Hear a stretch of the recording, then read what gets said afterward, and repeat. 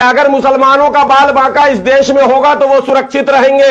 इसको आप प्रोवोक करने वाली बात न करें, इतिहास साक्षी है। सख्त नाराज हैं, हम परेशान हैं, हम चिंतित हैं कि देश में दिन के उजाले में संविधान की धज्जी उड़ाई जा रही है और देश में अगर सन्नाटा है, खामोशी है, अगर चुप्पी है तो ये आने वाले दिनों के लिए एक खतरनाक घंटी है भारत के अल्पसंख्यकों के लिए, भारत के उन तमाम मुस्लिम, सिख, ईसाई, पारसी सबके लिए और उन दलितों के लिए भी जो नासमझ हैं। मैं ये कहना चाह रहा हूं कि इनकाउंटर फर्जी है और योगी सरकार लिस्ट बनाकर सिर्फ टारगेट करके मुसलमानों को मारना चाहती है। टोपी इसके सर से नहीं उतरी है।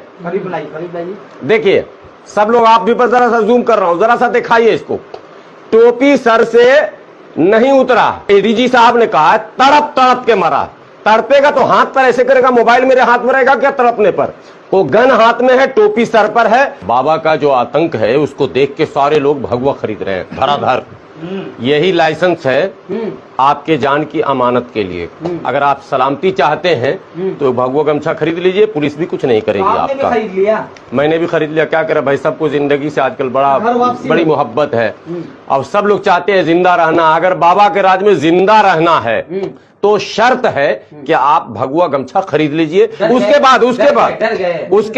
उसके बाद अगर आपने खरीद लिया और कांधे पे टांग लिया या बांध लिया तो फिर आपको लाइसेंस है, आप पुलिस को थाने में बैठ के भी धमका सकते हैं। शांति व्यवस्था कायम हो रहा, क्या दिक्कत है मौलाना आपको? नहीं, शांति व्यवस्था कायम हो ये तो सबकी ख्वाहिश होती है। भारत के जितने लोग हैं, हर आम इंसान से आप पूछिए, लोग अमन, प्यार, सुकून, भाईचारा सब चाहते ही हैं। लेकिन हो रहा है जो उत्तर प्रदेश में, वो तो चिंता का विषय बना हुआ है ना।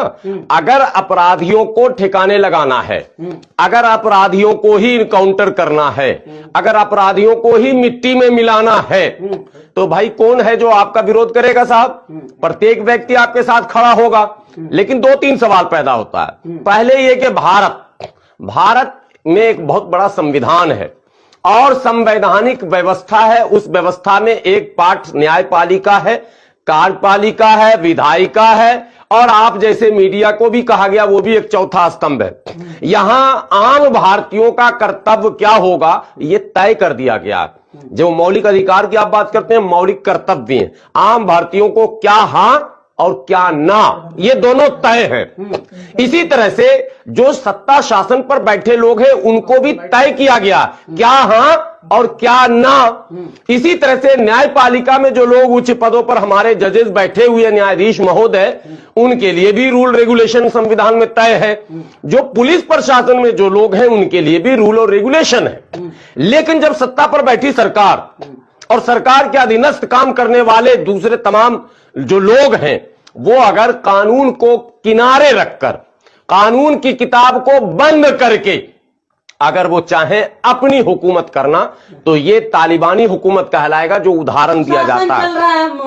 शासन चल रहा है, शासन चल रहा है। जब आप घर में भी नमाज नहीं पढ़ सकते हैं, आपको खींच के 4 ठो यही लाइसेंस धारी आएगा और वो आपको मस्जिद से, मदरसे से, घर से तरावी पढ़ते हुए खींच लेगा और उत्तर प्रदेश की पुलिस उन नमाजियों पर मुकदमे करेगी और उन नमाजियों को 5-5 लाख रुपए का मुचलका भरना पड़ेगा। ये कानून है क्या?